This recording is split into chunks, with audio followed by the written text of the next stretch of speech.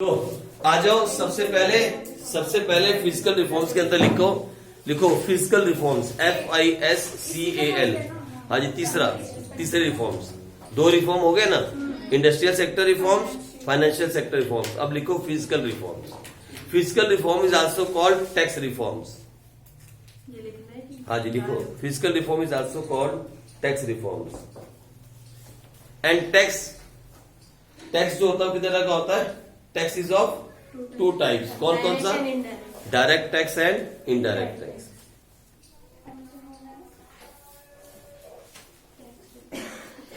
Physical reform is also called tax reform and tax is of two types, direct tax and indirect tax.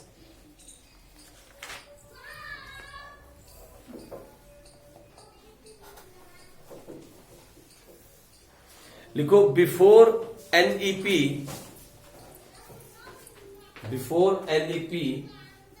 new economic policy, the taxation system of Indian economy was very complicated. Before NEP, the taxation system of Indian economy was very complicated. Therefore,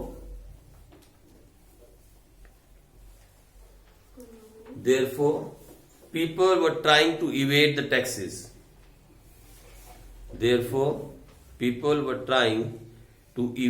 Evade मैंने होता है बचना, avoid, evade, EVADE, evade the taxes, dodge करना.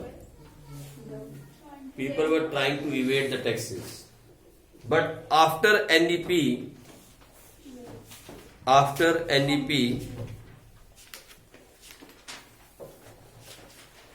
the new tax structure was made.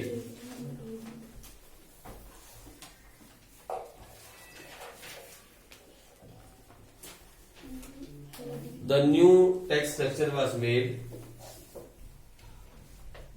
which was a progressive tax structure.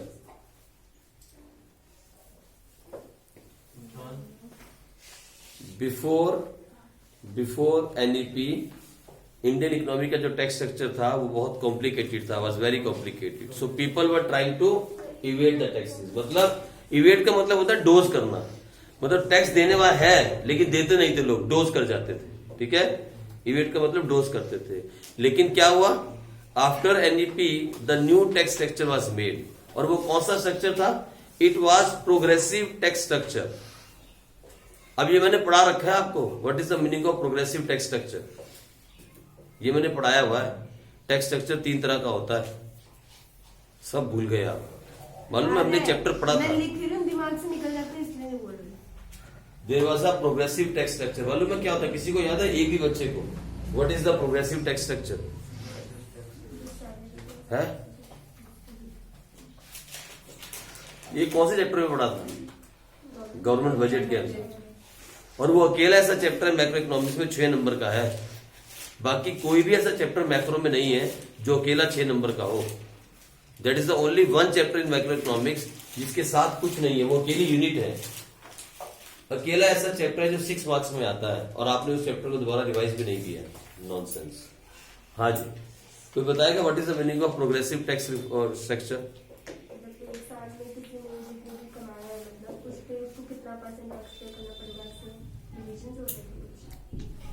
हाँ जी, क्या होता है progressive tax structure? तो लिख रही थी ना, तब दिमाग से निकल गया। आप जल्दी चलो, कोई बात नहीं, याद किया करो प्लीज, चैप्टर रिवाइज किया करो। मैंने कहा लिंक स्टडी होती है। यस, लो सुन लो मेरी बात। सुभाषिनी ने आंसर दिया इसका, जिस ओ ना तो लगा रहते गेट डालने लगी है गाड़ी में, सोच रही उड़ जाऊंगे। इधर सुनो, इधर जैसे जैसे इनकम बढ़ेगी वैसे वैसे टैक्स भी बढ़ेगा। That is called progressive tax structure. That is called progressive tax structure. Income के बढ़ने के साथ टैक्स बढ़ेगा। अगर इनकम एक लेवल तक टैक्स फ्री, अभी भी 5 लाख तक जिसकी इनकम है ना एक साल में, that is tax free income. India के अंदर जो लोग 5 लाख तक कमाते हैं, 5 लाख तक पर ईयर एक साल में, they don't pay any tax. फिर 5 लाख के बाद स्लैब है। जैसे जैसे इनकम के स्लैब बढ़ते जाते हैं वैसे वैसे टैक्स स्ट्रक्चर भी बढ़ता जाता है। That is called progressive tax structure. और ये कब लागू हुआ मालूम? एनईपी पॉलिसी के बाद, 1991 के बाद। उसके पहले बहुत कॉम्प्लिकेशंस थी। तो लोग क्या करते थे, टैक्स से बचने की कोशिश करते थे, डोज करने की कोशिश करते थे, क्योंकि कॉम्प्लिकेशंस बहुत था। पता नहीं कितने ही तरह के टैक्स थे, income tax, wealth tax, sale tax, purchase tax, ये हजारों तरह के टैक्स इंडिया में थे। और फिर ऐसा नहीं कि 1990 के बाद सारे टैक्स हटा दिए गए, टैक्स तो उतने के उतने थे, लेकिन स्ट्रक्चर चेंज कर दिया गया। क्या बना दिया गया? Progressive tax structure. लेकिन ये जो जितने भी टैक्स थे ना, जितने भी टैक्स, ये रेगुलर रहे। ये हटाए गए 2016 में। सबसे बड़ा फिजिकल रिफॉर्म आया 2016 के अंदर। अगर हम टैक्स रिफॉर्म की बात करें तो सबसे बड़ा रिफॉर्म आया जब देश में आया जीएसटी, मतलब वन नेशन वन टैक्स। लेकिन इसकी भी अपनी डीमेरिट्स हैं, जीएसटी की भी अपनी कुछ डीमेरिट्स हैं। मालूम है क्या? जीएसटी में भी अभी तक सब कुछ इंक्लूड नहीं किया गया। मालूम है जीएसटी में 2 चीजें नहीं आती क्या? एक अल्कोहल, ह्यूमन कंजम्पशन अल्कोहल, एक वो नहीं आती, और दूसरा पेट्रोलियम प्रोडक्ट्स जिसमें हम डीजल पेट्रोल डालते हैं, वो नहीं। ये 2 चीजें अभी भी जीएसटी के दायरे से बाहर है। आई बात समझ में? उसकी भी डीमेरिट्स है। लेकिन सबसे बड़ा टैक्स रिफॉर्म था इंडिया का जीएसटी। तो उसके बारे में यहां लिखना पड़ेगा, टॉपिक से हटके, क्योंकि पेपर में आ सकता है। तो लिखो the biggest tax reform in India, या इसी में लिख दो आगे जाके, द बिगेस्ट, या ऐसा कर सकते हो the landmark in tax reform लिख सकते हो। अच्छा वहां लिख लो ब्रैकेट डाल के लैंडमार्क, क्योंकि पूछ सकता है पेपर में what was the landmark of tax reforms. Landmark समझते हो? मील का पत्थर, मील का पत्थर लैंडमार्क बोलते हैं जिसको, मार्किंग लैंडमार्क्स। मील का पत्थर साबित हुआ। The landmark of tax reforms in India was in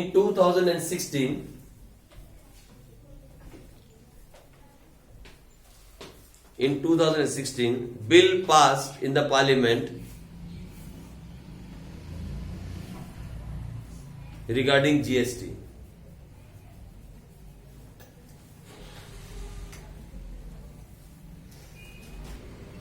कानून बना दिया गया 2016 के अंदर, पार्लियामेंट में कानून पास हो गया जीएसटी।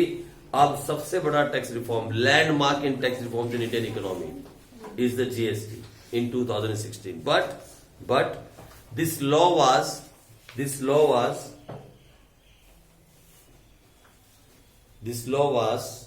applied in July 2017.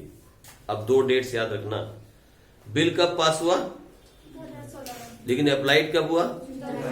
जुलाई 2017 में। ठीक है, जब ये कानून बनके अब अप्लाई किया गया जुलाई 2017 से। फाइन, यहां से इसको किया गया। चलो आगे आ जाओ।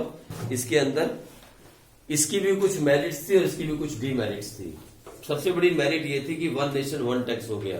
बहुत सारे टैक्स जो थे ना स्क्रैप कर दिए गए, बहुत सारे टैक्स इनको स्क्रैप कर दिया गया। There is no sale tax, there is no custom tax, this tax that, हजारों टैक्सों को हटा दिया गया और एक बनाया गया one nation one tax is GST. ठीक है जी, एक देश एक tax.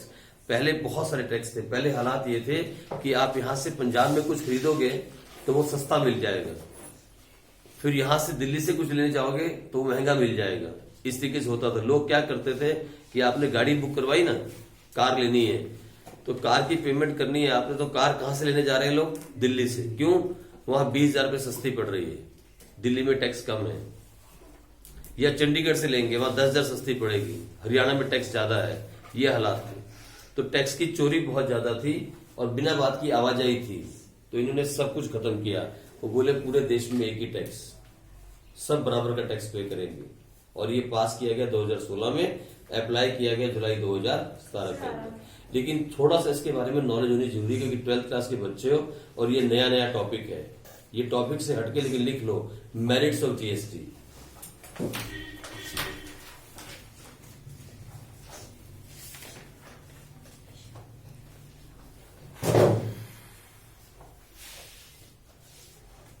It is a simplified tax.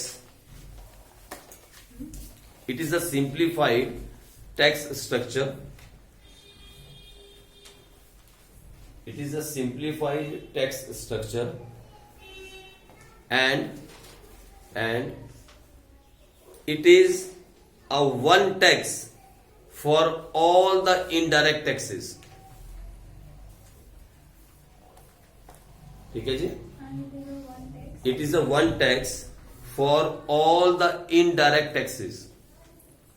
अच्छा सुनो, यहाँ एक क्वेश्चन बनता है, GST is a direct tax और indirect tax? Indirect tax. GST ने किसको रिप्लेस किया, डायरेक्ट टैक्स को कि इनडायरेक्ट टैक्स को? सभी इनडायरेक्ट टैक्सेस रिप्लेस कर दिया, सभी, सबको रिप्लेस कर दिया। देर इज नो मोर। हाँ, डायरेक्ट टैक्स की बात नहीं करना। मालूम है डायरेक्ट टैक्स कौन सा होता है? कोई एक एग्जाम्पल बताओ डायरेक्ट टैक्स का। Income tax, that is the direct tax. अच्छा, होता क्या डायरेक्ट टैक्स, जल्दी बताओ। What is a direct tax? What is a direct tax? What is a direct tax? Prashant बता रहा है। हाँ, डायरेक्ट टैक्स क्या होता है प्रशांत? इनकम आने से पहले ही सब बन जाता है। नॉनसेंस। हाँ, डायरेक्ट टैक्स क्या होता है नेहा? तूने what is the meaning of direct tax? है? अच्छा, इनडायरेक्टली ऐसे लिया था, पकड़ ले, और डायरेक्टली ऐसे। इनडायरेक्टली ऐसे ये पकड़ के ऐसे और ऐसे। What is direct tax? ये बच्चियों में 100 नंबर की बच्चियां देखता हूँ, ऐसे बैठ जाती है, डेड बॉडीज होती है इधर। हाँ जी, कोई बोलेगा? जो जिस पे पड़ता है वही पे करते हैं। Direct tax is a tax the one जो उसको जिसको पे करना है, जिसपे लगेगा वही पे करेगा। डायरेक्ट टैक्स जिसपे लगेगा वही इसको पे करेगा। और इनडायरेक्ट टैक्स क्या होता है? लगेगा किसी पे और पे कोई करेगा। आई बात समझ में? इनडायरेक्ट टैक्स क्या होता है? जो लगेगा किसी पे पर पे कोई और करेगा। जैसे फॉर एग्जांपल मैंने दिया था picture hall,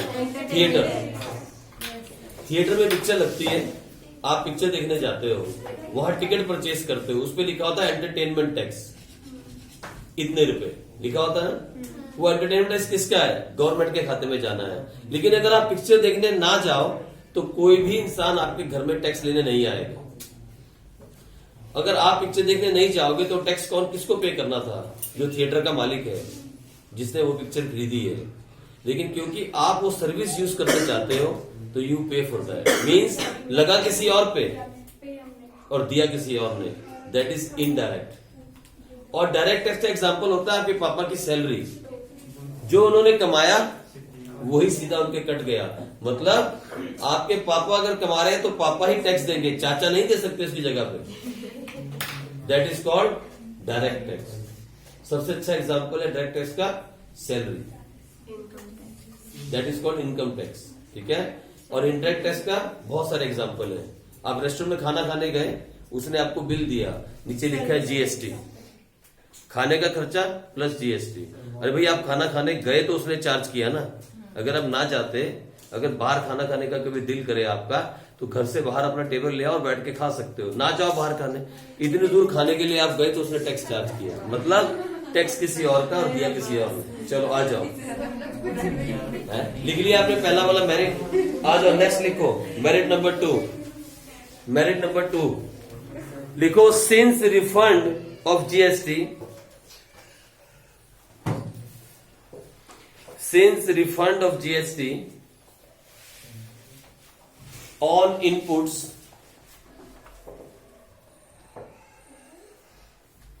since refund of GST on inputs is available to the producers only, to the producers only when they buy these inputs from the registered suppliers,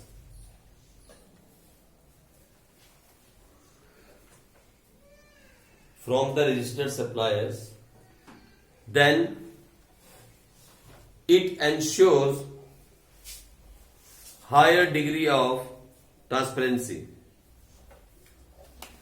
It ensures higher degree of transparency in the business.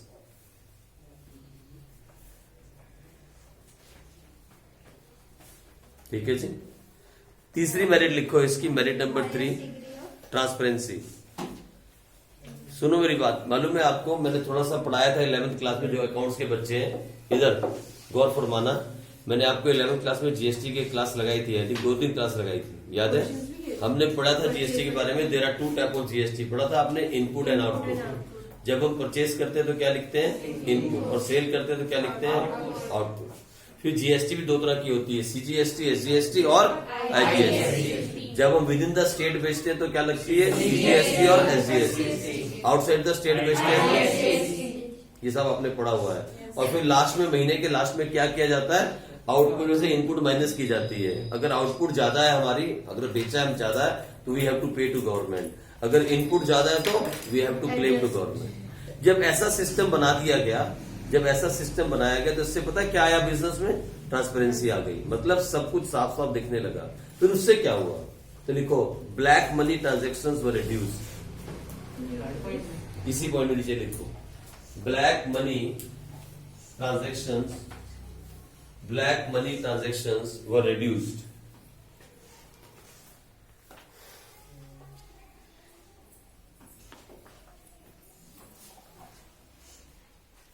लिखो point number 3, merit number 3, being a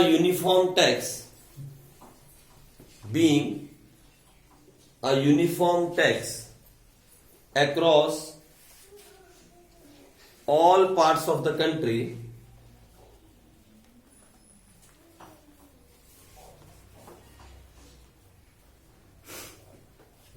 GST, comma लगा के, GST has increased the size,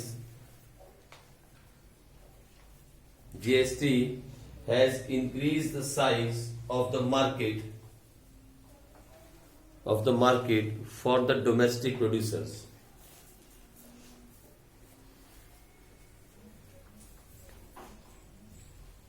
मतलब अब देश के हर कोने में एक ही जैसा टैक्स था, तो जो डोमेस्टिक सप्लायर, डोमेस्टिक प्रोड्यूसर था, वो अपने गुड्स को देश के किसी भी कोने में बेच सकता है, क्योंकि सब जगह बराबर टैक्स है। सभी स्टेट्स के अंदर एक ही टैक्स कर दिया गया। फाइन, ये भी इसका मेरिट हो गया। लिखो, there are some demerits also, 2-3 demerits भी लिख लो। सबसे बड़ी डीमेरिट ये है that GST has not yet covered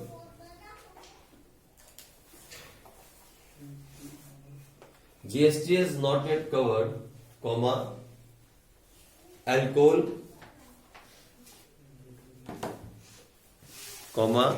petrol and diesel, and electricity generation in the country.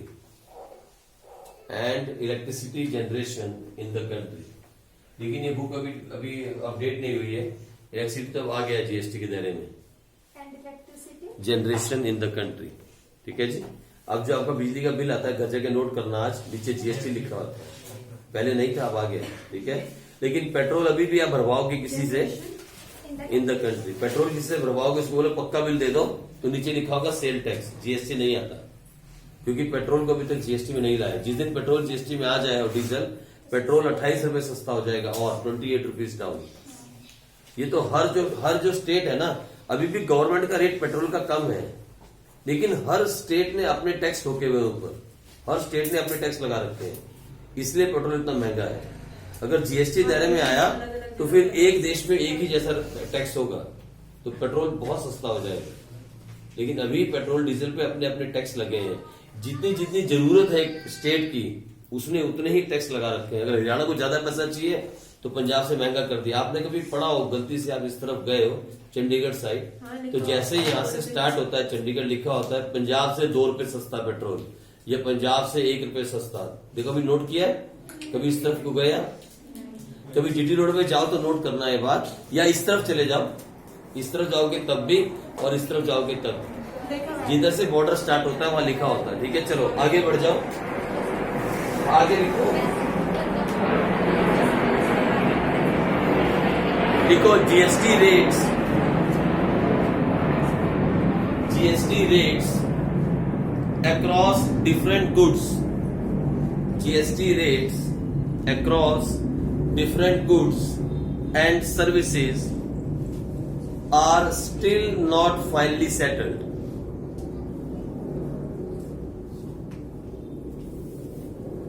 Are still not finally settled. मालूम है जीएसटी अलग अलग हैं. फाइनली सेटल्ड खाने के ऊपर, फूड ग्रेन्स के ऊपर मैं बताता हूं आपको, फ्रेश फ्रूट्स के ऊपर, वेजिटेबल्स के ऊपर 0% जीएसटी है, नो टैक्स. मैं कुछ बता देता हूं, दिमाग में बिठा लेना. जो फ्रेश फ्रूट है और वेजिटेबल्स हैं, इनके ऊपर कोई टैक्स नहीं है. इवन नैपकिन्स के ऊपर कोई टैक्स नहीं है. ठीक है, इस पर टैक्स नहीं है. और यहां से कॉफी, यानी कॉफी जो आप पीते हो, चाय, टी, स्पाइसेस और इलेक्ट्रिक व्हीकल्स, इस पे 5% जीएसटी है. यानी अगर आप इलेक्ट्रिक व्हीकल खरीदते हो तो उस पर 5%, चाय पे भी है और कॉफी पे भी है और इलेक्ट्रिक व्हीकल्स पे कितना है, 5% जीएसटी. लेकिन ये चेंज होता रहता है, इसलिए मैंने लिखवाया नहीं. It keep changing. ठीक, अभी तक रिफॉर्म्स चल रहे हैं. जीएसटी 2016 में आया था, 2017 में लागू किया था, आज 2020 हो गई. अभी तक जीएसटी की मीटिंग होती है, जीएसटी काउंसिल की, साल में 3 बार. अभी तक जीएसटी सेटल नहीं हो पाया, क्योंकि इतने बड़े हिंदुस्तान में जहां 130 करोड़ लोग रहते हैं, वहां पे किसी भी चीज को सेटल करना इतना आसान नहीं होता. हम एक घर भी शिफ्ट करते हैं तो 15 दिन लग जाते हैं उसको सेट करने में. एक घर को भी एकदम शिफ्ट करते हैं तो 15 डेज लगते हैं सही जगह पे सही तरह से सेटिंग करने में. और ये तो पूरे देश के टैक्स सिस्टम को आपने सेट किया. पूरे देश का जो टैक्स सिस्टम था उसको चेंज किया गया, पूरा स्ट्रक्चर बदला गया. It will take time. 3 साल हो गए इसको, अभी तक सेट नहीं हुआ. लेकिन जिस दिन ये सेट हुआ, ये बहुत अच्छा सिस्टम है देश के लिए. ऐसे ही उसके बाद हम बात करें बटर की. ठीक है जी, frozen meat products, frozen meat, उसकी बात करें, या आयुर्वेदिक मेडिसिन की बात करें, जो आयुर्वेदिक मेडिसिन होती है उसके ऊपर 12% जीएसटी है, 12%. ठीक है. फिर हम बात करें पास्ता जो आप खाते हो, है मम्मा मिया पास्ता, वो आप खाते हो. फिर पेस्ट्रीज आप खाते हो, उसके ऊपर बात करें, या फिर केक्स जो आप खाते हो, या फिर डिटर्जेंट जो घर में यूज करते हो कपड़े धोने के लिए, इसके ऊपर 18% है. उसके ऊपर कितना जीएसटी, 18%. और सबसे महंगी चीजें ऑटोमोबाइल्स. अब देखो, ऑटोमोबाइल जो है होगी नॉर्मल गाड़ियां आपकी, लेकिन इलेक्ट्रिक कार्स पे कितना है, ये बात नोट करने वाली है. इलेक्ट्रिक व्हीकल पे 5%, लेकिन बाकी सब ऑटोमोबाइल पे 28%. यानी 23% सस्ती मिलती है. 100 रुपए में 23 रुपए तो वैसे ही बच गए अगर आप इलेक्ट्रिक गाड़ी खरीदते हो, है कि नहीं बात. 100 रुपए में 23 तो टैक्स के बच गए अगर आप इलेक्ट्रिक गाड़ी लेते हो. फाइन. ऑटोमोबाइल पे 28% है. वेंडिंग मशीन्स, ये जो एटीएम की मशीन्स लगी हुई हैं, इन पे भी 28% है. पेट्रोल पंप की मशीन जो बोलते हैं वेंडिंग मशीन्स. उसके बाद डिश वॉशर्स, जो बर्तन धोने के लिए आता है, आजकल बहुत चल रहा है मार्केट में. ऐसे बर्तन बीच में घुसेड़ दो, साफ करके बाहर निकाल देता है. That is also 28%. ठीक है जी. ये कुछ यहाँ पे दिए हुए हैं, आपकी बुक में मैंने पढ़ के सुना दिए, लेकिन लिखने की जरूरत नहीं है. मालूम क्यों? It keep changing. अभी तक रिफॉर्म्स चल रहे हैं, इसलिए मैंने आपको लिखवाई नहीं. चेंज करते हैं क्या? अभी तक चेंज हो रहे हैं, एक बार सेट हो जाएंगे, लेकिन अभी तक चेंज हो रहे हैं. ठीक है जी. चलो आओ आगे बढ़े. Next is external sector reform. अगले रिफॉर्म है external sector reform. Next is external sector reform. अब इसमें 2 तरह के काम किए गए. फॉरेन एक्सचेंज रिफॉर्म्स, लिखो foreign exchange reforms and foreign trade reforms. Foreign exchange reforms और दूसरा foreign trade reforms. Foreign trade मतलब इंपोर्ट एक्सपोर्ट, और फॉरेन एक्सचेंज मैंने एक्सचेंज मतलब ये डॉलर है सब कुछ, दैट इज फॉरेन करेंसी. 2 तरह के रिफॉर्म किए गए, एक फॉरेन एक्सचेंज रिफॉर्म्स और दूसरा कौन से सेक्टर के अंदर, एक्सटर्नल सेक्टर रिफॉर्म्स में 2 तरह के रिफॉर्म्स किए गए, एक फॉरेन एक्सचेंज और दूसरा foreign trade. Foreign exchange reforms क्या था, छोटा सा पैराग्राफ लिखो जल्दी से. फॉरेन एक्सचेंज रिफॉर्म्स क्या क्या किया गया इसके अंदर, लिखो. Foreign exchange crisis in 1991. Foreign exchange crisis in 1991 was the main cause of economic crisis. Yeah, was the main cause of economic crisis and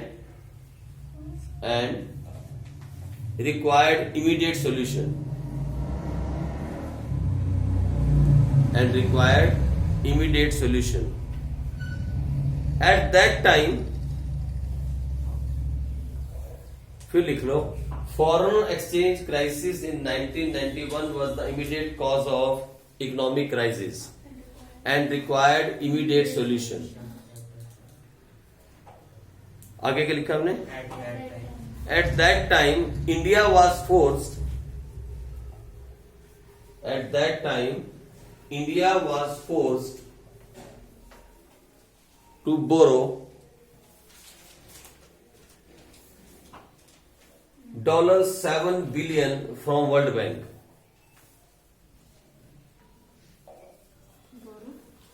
Borrow $USD 7 billion from World Bank, and we were forced to undertake economic reforms.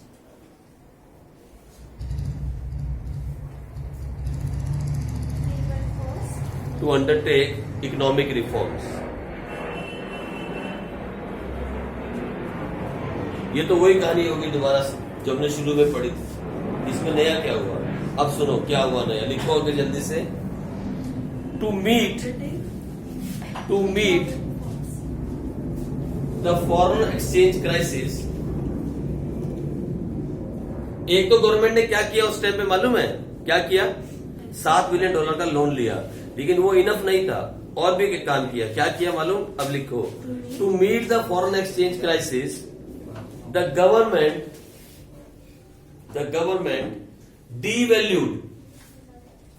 devalued Indian rupee.